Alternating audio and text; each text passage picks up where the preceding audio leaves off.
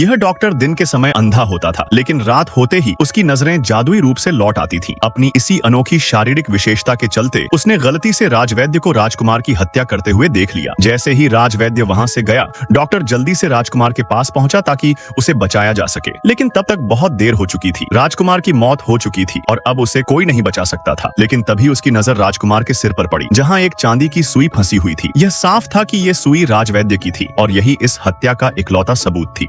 तभी दरवाजे के बाहर से राजवैद्य की आवाज आई, जिससे डरकर डॉक्टर जल्दी से छिप गया। दरअसल राजवैद्य को घर पहुंचते ही अपनी सुइयों की गिनती में कमी महसूस हुई थी, इसलिए वह जल्दबाजी में उसे ढूंढने वापस आ गया। अब मौका देखकर डॉक्टर ने खिड़की से कूदने की कोशिश की, लेकिन चांदी की सुई गलती से उसके हाथ से गिर गई। वो उसे तुरंत उठाने गया, लेकिन दुर्भाग्य से सुई फर्श की दरार में जा फंसी। डॉक्टर काफी प्रयास करने के बाद सुई निकालने में कामयाब हो गया, लेकिन तभी राजवैद्य ने आवाजें सुन ली। डॉक्टर ज्यादा देर नहीं रुका और तुरंत खिड़की पार करके भाग निकला। जब राजवैद्य वहां पहुंचा तो उसे बस डॉक्टर की पीठ दिखी, लेकिन वो उसका पीछा नहीं कर सका क्योंकि राजकुमार के सुरक्षाकर्मी बीच में आ गए। राजवैद्य को तुरंत एक चाल सूझी। उसने महल में घोषणा कर दी कि राजकुमार की हत्या हो चुकी है और इसका दोष उसी अजनबी आदमी पर डाल दिया जो खिड़की से भागा था। यह सुनते ही पूरा महल हंगामे में डूब गया और राजा इस खबर से इतना सदमे में आ गया कि वह गंभीर रूप से बीमार हो गया। राजा ने तुरंत महल के सभी दरवाजे बंद करने का आदेश दिया, जिससे हत्यारा किसी भी हालत में बचकर न निकल पाए। तभी सुरक्षा कर्मियों को एक सुराग मिला। उन्होंने खिड़की के पास खून के धब्बे देखे। इससे यह साबित हो गया कि भागने वाला व्यक्ति घायल होगा। अब सुरक्षा कर्मी हर व्यक्ति की जांच करने लगे। आदेश दिया गया कि महल के हर व्यक्ति को